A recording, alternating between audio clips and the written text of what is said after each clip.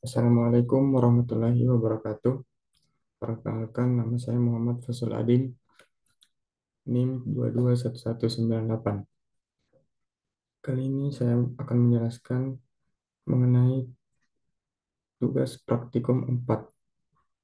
Yang pertama, kita masuk di kegiatan 1. Bisa kita lihat, pertama pernyataan paket.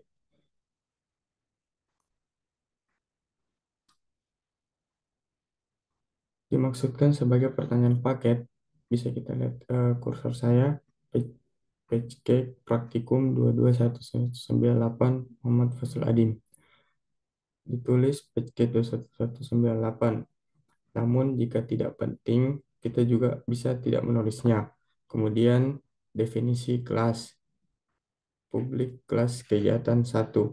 Di sini mendefinisikan apa yang akan kita bahas di kegiatan 1 ini. Yang ketiga, masuk di atribut kelas. Kita bisa lihat atribut kelas private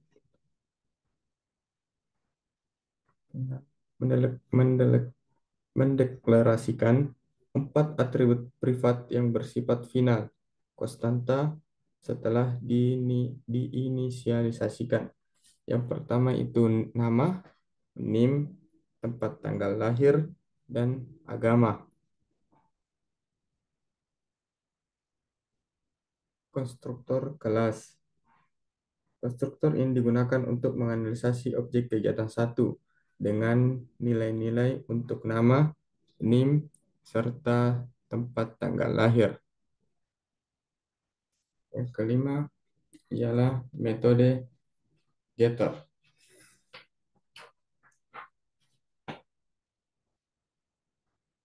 Bisa kita lihat di sini public string get name, public string get name, get tanggal lahir itu digunakan untuk mengakses nilai atribut nama, NIM, dan tanggal lahir. Serta metode yang terakhir metode main atau static void main string.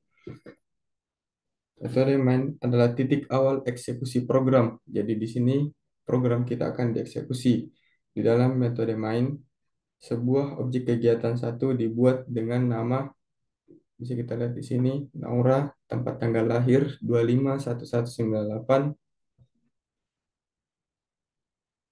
sorry, NIM-nya 221198, TTL 23, agama Islam. Setelah itu, program akan mencetak apa yang telah apa yang ingin kita eksekusi. Sini kita bisa coba running file. Bisa kita lihat di sini, ini adalah hasil dari eksekusi. Nama Naura NIM 225198.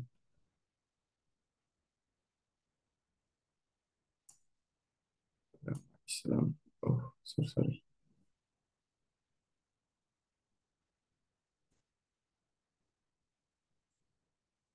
Kemudian kita lanjut ke kegiatan 2.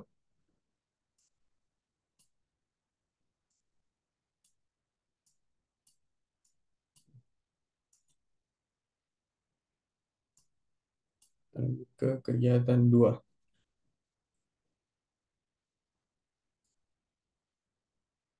Pada kegiatan kedua ini dimaksudkan masukkan pengarang judul buku. Sama seperti kegiatan sebelumnya, program Java ini menggunakan kelas buku untuk membuat 4 objek buku dan mengisi atribut-atributnya dengan data-data yang berbeda. Namun, perlu kita ketahui bahwa kode yang diberikan cukup lengkap. Kita bisa lihat di sini. Yang pertama, deklarasi kelas. Kode ini seharusnya deklarasi type public kelas kegiatan 2 atau kelas kegiatan 2. Sini kita gunakan praktikum 4,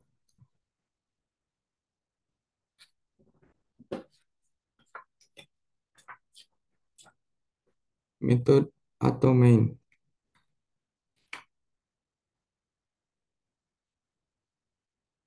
Metode atau main adalah titik awal kita mengeksekusi program. Sini, metode atau main. Terus, deklarasi dan inisiasi objek. Mendeklarasikan 4 objek buku. Di sini kita ada 4 buku, buku A, buku B, buku C, dan buku D. Semua ini diinisialisasikan ke objek buku yang sama, sehingga perubahan pada salah satu objek akan mempengaruhi ketiganya. Yang keempat, pemanggilan metode isi dan cetak ke layar. Ini kita lihat pemrograman Java. Sini isi pemrograman Java Asep Herman Suyanto. Kita tambahkan di bawahnya cetak ke layar. Memanggil metode isi pada objek A untuk mengisi atribut dengan nilai pemrograman Java dan Asep Herman Suyanto. Memanggil metode cetak ke layar untuk mencetak informasi buku ke layar. Panggilan metode ini dengan nilai 0. Kita lihat ini 0, versi 0. Mengisi objek B dengan nilai 0 untuk kedua atribut. Mengisi objek C dengan nilai 0 untuk judul buku dan Johan Prasetyo Herdianto untuk penulis. Bisa kita lihat mengisi objek D dengan nilai pemrograman web 0 untuk penulis.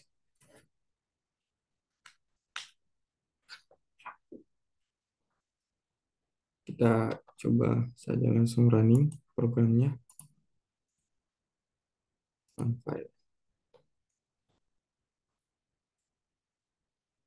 Nah, seperti ini hasil eksekusinya. Judul pemrogram Java pengarang pengarang Asep Hermansyanto, judul 0 pengarang Johan Prasetyo Herdianto. Yang ketiga judul pemrograman web pengarang 0. Adapun maksud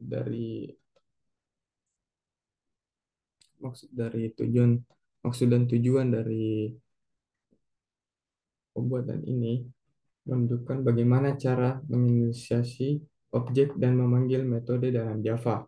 Yang kedua, menggunakan objek yang sama, yaitu A, B, C, D, sama dengan notebook dalam kurung, menunjukkan bahwa semua variabel A, B, C, D menunjukkan ke objek buku yang sama. Perubahan pada satu objek akan mempengaruhi semua variabel tersebut, karena mereka semua mengacu pada lokasi memori yang sama. Selanjutnya kita ke kegiatan 3, praktikum 4.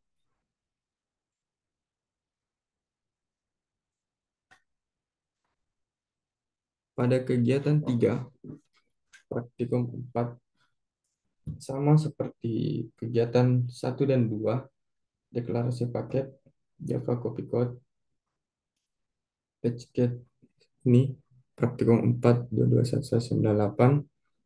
Kemudian di sini kita akan membahas eh, lingkaran. Lingkaran, kelas lingkaran, final kelas lingkaran, mendeklarasikan kelas lingkaran sebagai final, artinya kelas tidak bisa diwarisi. Double jari, atribut yang menyimpan nilai jari-jari lingkaran. Konstruktor lingkaran. Menginisiasi jari-jari lingkaran dengan nilai default 1 menggunakan metode set jari dalam kurung 1. Void set jari double R. Metode untuk mengatur nilai jari-jari hanya mengatur nilai jika R lebih besar dari 0. Jika R lebih besar dari 0. Ini tandanya.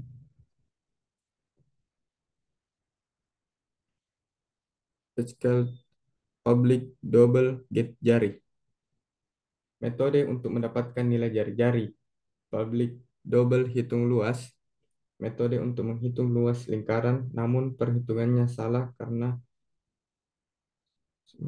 match pi jari-jari. Ini kita lihat di sini ada rumusnya, mati kali jari kali kali jari-jari.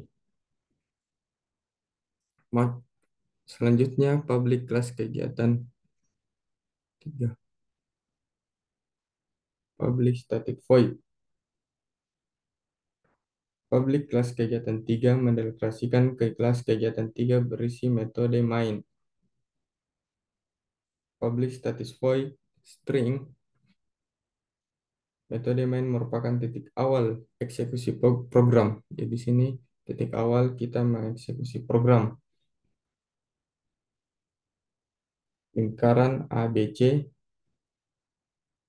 new lingkaran, lingkaran PQR, new lingkaran, lingkaran XYZ, new lingkaran, membuat 3 objek lingkaran dengan nilai jari-jari default 1. Sistem on print data default dan seterusnya mencetak nilai jari-jari ketiga lingkaran dengan nilai default.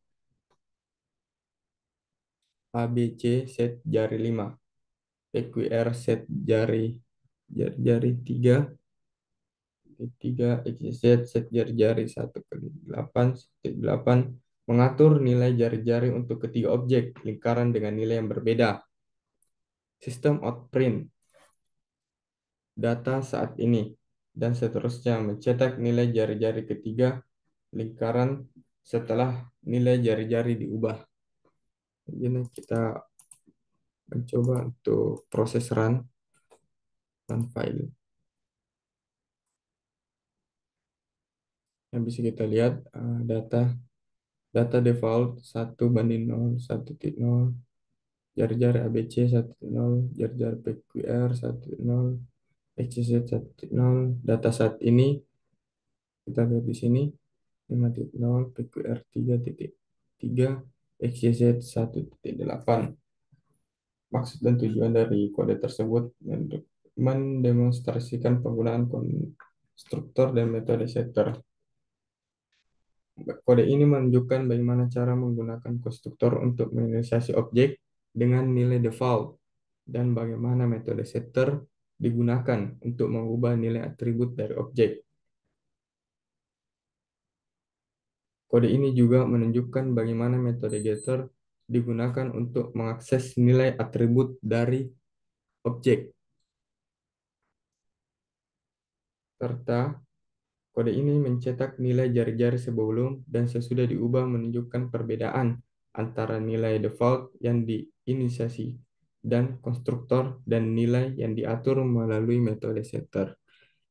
Selanjutnya kita masuk di tugas 1 praktikum pemrograman berbasis objek studi kasus 1.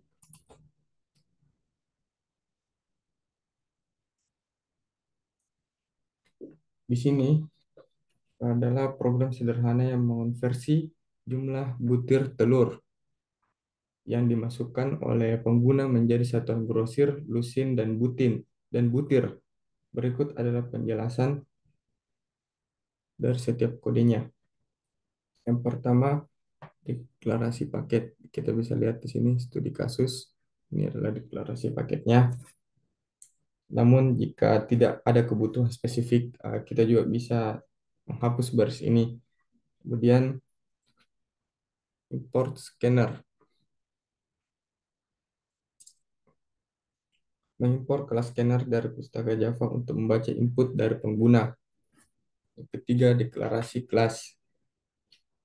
Mendeklarasikan kelas public studi kasus 1 yang berisi metode main. Metode main adalah titik awal eksekusi program.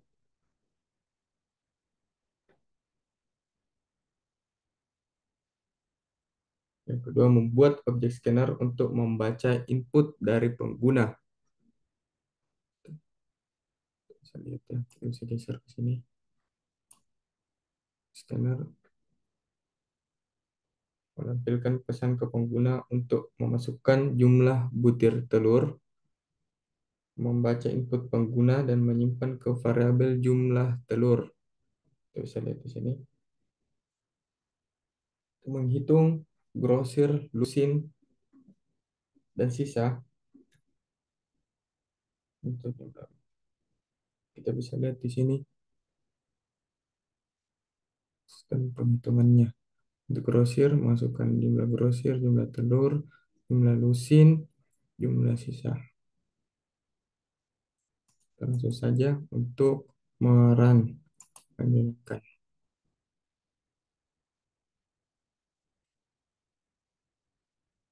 Kita masukkan di sini, masukkan jumlah telur.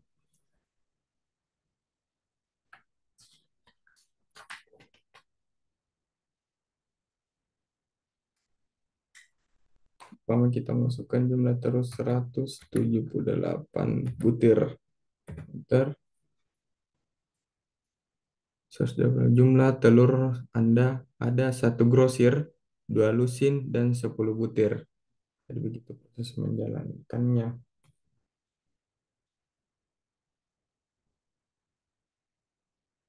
Selanjutnya kita memasuki studi kasus 2. Studi kasus 2. Kode dari studi kasus 2 ini adalah program sederhana yang menentukan apakah suatu tahun merupakan tahun kabisat atau bukan. Berikut, berikut saya akan memperlihatkan bagaimana dia memproses apakah ini tahun kabisat atau tidak. Sama seperti studi kasus 1 dan kegiatan 1 tadi, kegiatan 1, 2, 3.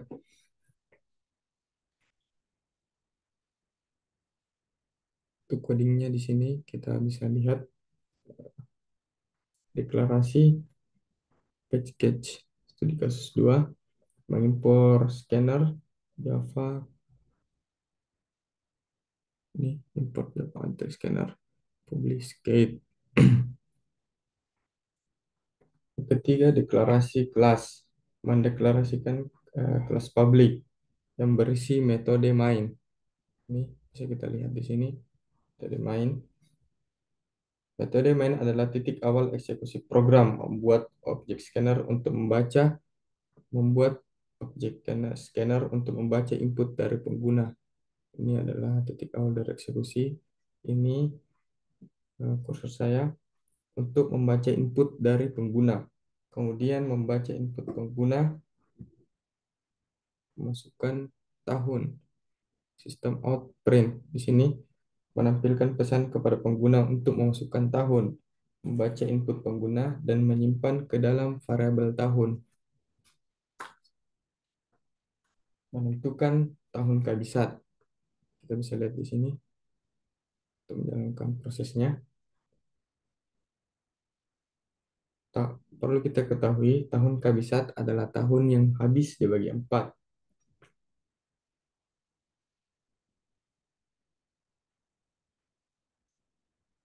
Kondisi diimplementasikan dalam pernyataan if. Ya, kita lihat pernyataan if untuk mencetak apakah tahun adalah tahun kabisat atau bukan.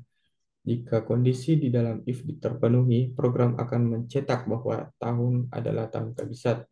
Jika tidak, program akan mencetak bahwa tahun yang kita masukkan bukan tahun kabisat. Kita langsung tes saja di sini, langsung kita run file.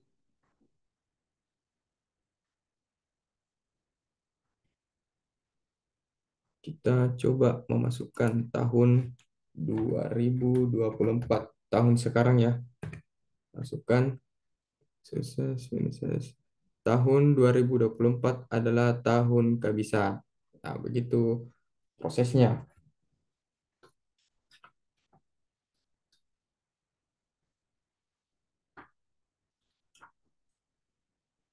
Nah, selanjutnya kita ke studi kasus 3. Dalam studi kasus 3 adalah program sederhana yang mengonversi jumlah detik yang dimaksudkan oleh pengguna menjadi format jam, menit, dan detik. Jika kita memasukkan format jam, umpama kita dalam di sini ya, kita masukkan berapa detik. Umpama kita masukkan 3.600 detik, itu dibagi sekian jam, sekian menit, dan sekian detik. Bisa kita lihat di sini deklarasi paketnya studi kasus 3 udah sama, import scanner system kelas scanner dari pustaka Java untuk menginput data dari pengguna, deklarasi kelas yang berisi metode main. Di sini di bawahnya ini studi kasus publish static void dan deklarasikan main.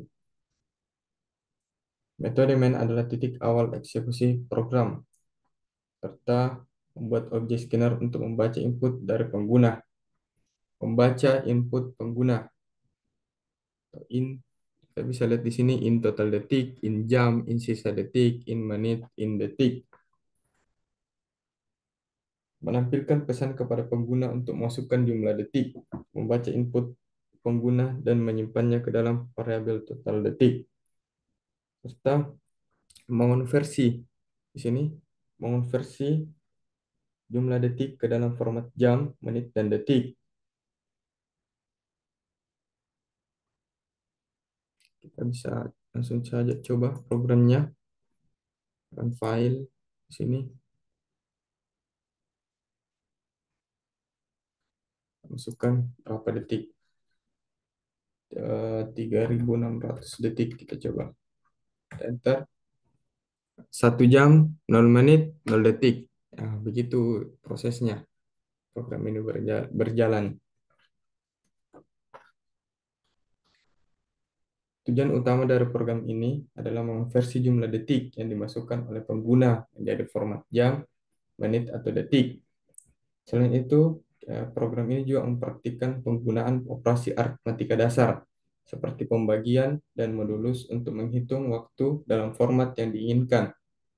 Program ini juga mempraktikkan penggunaan kelas scanner untuk membaca input dari pengguna yang merupakan konsep penting dalam pemrograman Java. Selanjutnya, kita masuk di tugas 2 praktikum pemrograman berorientasi objek. Di sini tugas 2 faktorial. Program Java ini untuk menghitung faktorial dari sebuah bilangan yang dimaksud oleh pengguna. Sama seperti penjelasan sebelumnya, import scanner, import scanner pustaka Java untuk untuk membaca input dari pengguna. Kemudian deklarasi kelas faktorial, mendesain kelas faktorial yang bertanggung jawab untuk menghitung faktorial dari sebuah bilangan.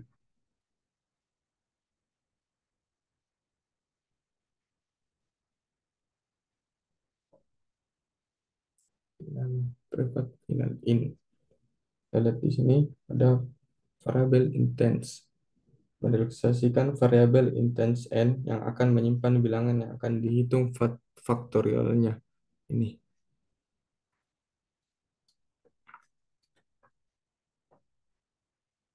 Konstruktor untuk kelas faktorial yang menginisialisasi nilai n dengan bilangan yang diterima sebagai parameter.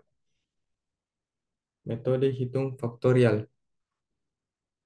Metode hitung faktorial bertanggung jawab untuk menghitung faktorial dari nilai n yang disimpan menggunakan loop for untuk mengalihkan semua bilangan dari 1 hingga n. Kita bisa lihat di sini loop for. Nah, membaca input pengguna seperti scanner input ini. Di sini ya, untuk membaca input dari pengguna. Kita masukkan sebentar.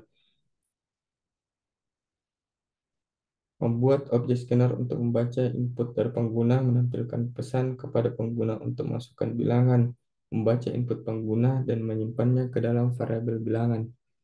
Maksud dari codingan ini.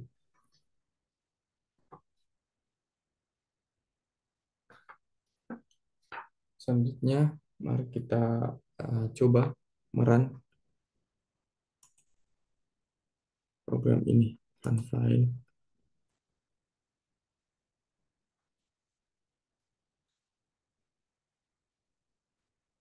File, masukkan bilang faktorial 5, enter. Ini bisa kita lihat di sini. Nah, sebutkan eh, nilai faktorial dari 1 sampai 5 adalah 1, 2, 6, 24, dan 120 secara berturut-turut.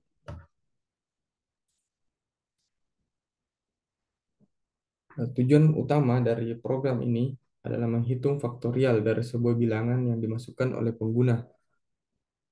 Mempraktikkan OOP. Program ini mempraktikkan konsep OOP dengan mendefinisikan kelas faktorial dan menggunakan objeknya untuk menghitung faktorial. Pemahaman penggunaan scanner untuk membaca input dari pengguna yang merupakan konsep penting dalam program Java. Menampilkan output. Program ditampilkan dalam format output yang memudahkan pengguna untuk memahami hasil faktorial. Ini ya. Nah, selanjutnya kita ke tugas 2, saldo bank.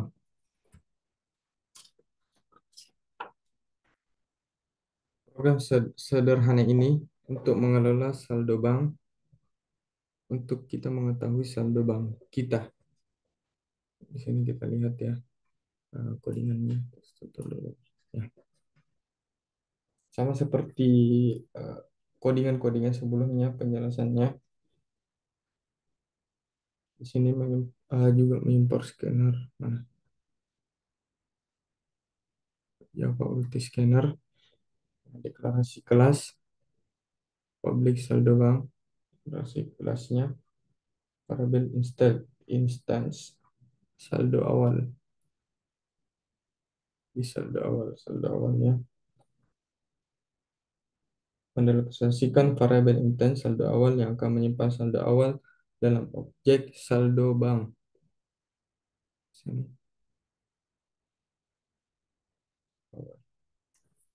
Konstruktor kelas atau saldo bank.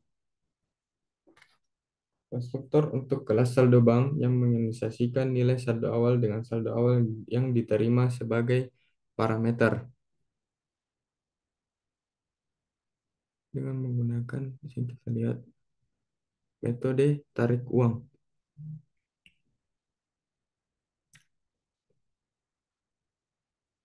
Metode get saldo sekarang. Get saldo sekarang digunakan untuk mendapatkan saldo terkini dari objek saldo bank. Kemudian metode main. Metode main adalah titik eksekusi dari program. Kita bisa lihat di sini. Sistem memasukkan saldo awal.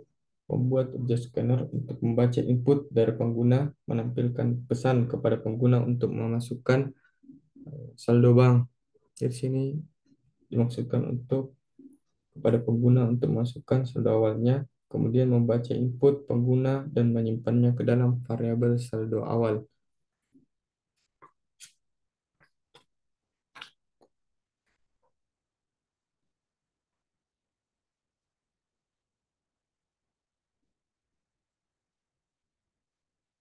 Masukkan jumlah uang yang diambil. Saya kita lihat di sini sistem outprint, masukkan jumlah uang yang diambil, masukkan objek saldo bank baru dengan saldo awal yang telah dimasukkan pengguna, meminta pengguna untuk memasukkan jumlah yang akan ditarik, memanggil metode tarik uang pada objek saldo bank untuk menarik uang dari saldo. 11 menampilkan saldo terkini.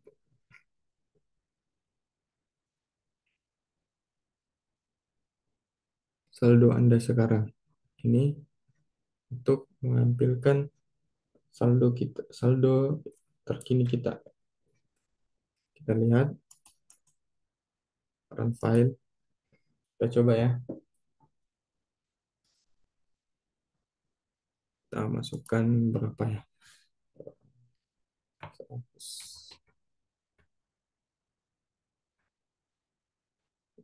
100. Ya. Oke, kita enter, kita jalankan jumlah yang kita mau ambil misal 50.000. Jumlah yang kita ambil. Kita lihat di sini. Perlebar dulu ya. Masukkan saldo awal 100.000, masuk ke jumlah uang yang diambil 50.000, saldo sekarang 50.000. Itulah contoh dari program saldo bank. Tujuan utama dari program ini adalah mengelola saldo bank dengan memungkinkan pengguna untuk menarik uang dari saldo mereka. Sekian dari penjelasan saya mengenai praktikum 4, kegiatan 1, kegiatan 2, kegiatan 3, kemudian tugas 1, praktikum PBO, studi kasus 1, studi kasus 2, studi kasus 3.